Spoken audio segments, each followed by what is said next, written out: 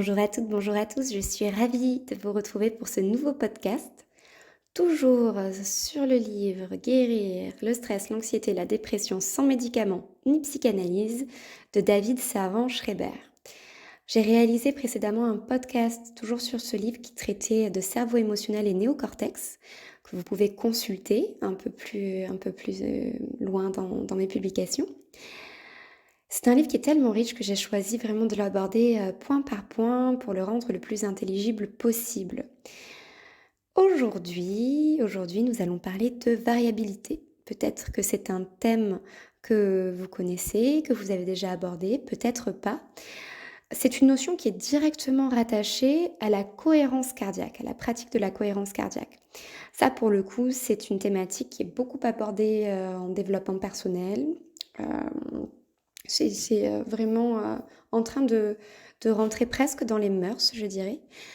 Donc, pas mal de gens la pratiquent, connaissent ces notions de cohérence cardiaque, connaissent la technique, mais sans vraiment savoir comment cela fonctionne. Donc, c'est pour ça que j'ai décidé de venir disséquer un petit peu tout ça et revenir sur ces notions assez méconnues, je trouve, de variabilité.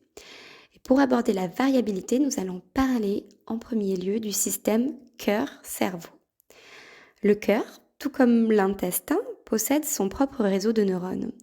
Donc, tous les deux possèdent par là même leur propre perception et peuvent modifier leur comportement en fonction de ces perceptions-là. En plus de ce réseau de neurones semi-autonomes, le cœur il va sécréter aussi des hormones, de l'adrénaline, de l'ANF qui régule la tension artérielle, et puis de l'ocytocine, qui est vraiment considérée comme l'hormone du bonheur par excellence.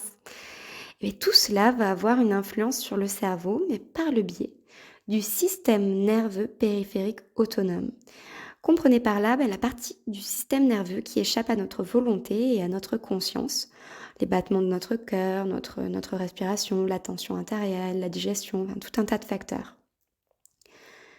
Et ce système nerveux autonome, il est constitué de deux branches qui innervent les organes du corps à partir de notre cerveau émotionnel.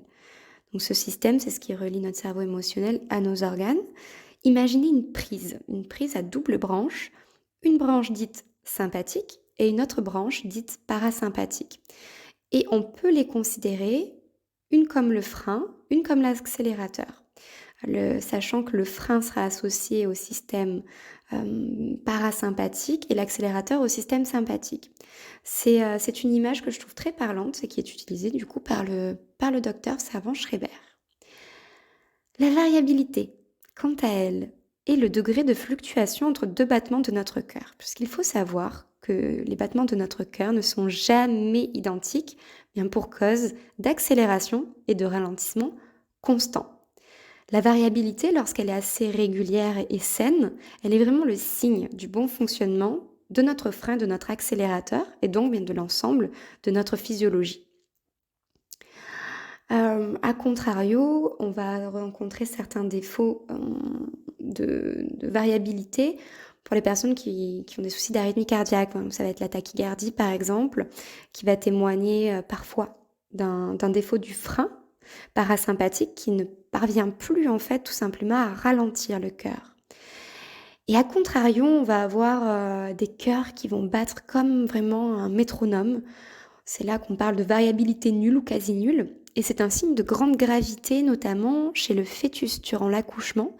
Lorsqu'on constate que la variabilité est nulle ou quasi nulle, cela témoigne d'une souffrance, une souffrance possiblement mortelle. Et chez l'adulte, il a été établi que quelques mois avant la mort, le cœur se met vraiment à battre avec une grande régularité, comme un métronome.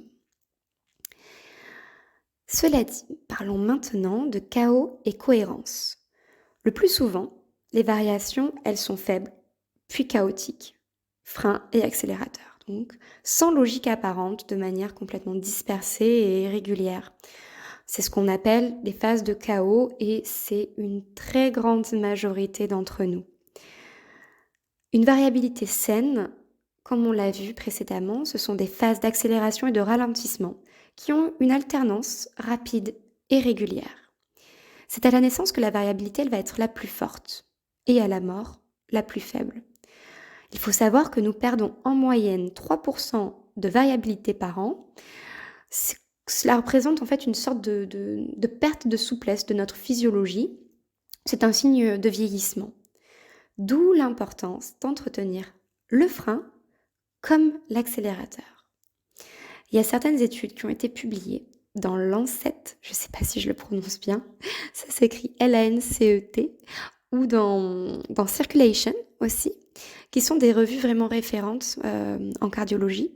Et ces études-là, elles affirment bien que lorsque la variabilité a disparu, c'est-à-dire que lorsque le cœur ne répond plus au frein ou à l'accélérateur, vraiment, bien la mort, elle approche. Le chaos, pour reprendre un petit peu point par point, eh bien, c'est là où on se situe un petit peu tous. C'est une variabilité qui est néfaste. Une variabilité néfaste qui peut être entretenue par des causes liées à des émotions dites négatives, comme la colère, la tristesse, aussi l'anxiété. Voilà, qui va entraîner une variabilité chaotique. Et puis vient après la cohérence. La cohérence, donc finalement, c'est une variabilité saine et cohérente, tout simplement, qui va être inspirée par la joie, la gratitude, l'amour, toutes ces sensations-là, ces sentiments-là. C'est quelque chose qui va impacter très positivement notre cohérence cardiaque. Et c'est là où en fait que le docteur Savran-Schreiber il pose un constat. C'est qu'au lieu d'essayer d'obtenir les circonstances extérieures idéales, il faut tout d'abord commencer par contrôler l'intérieur.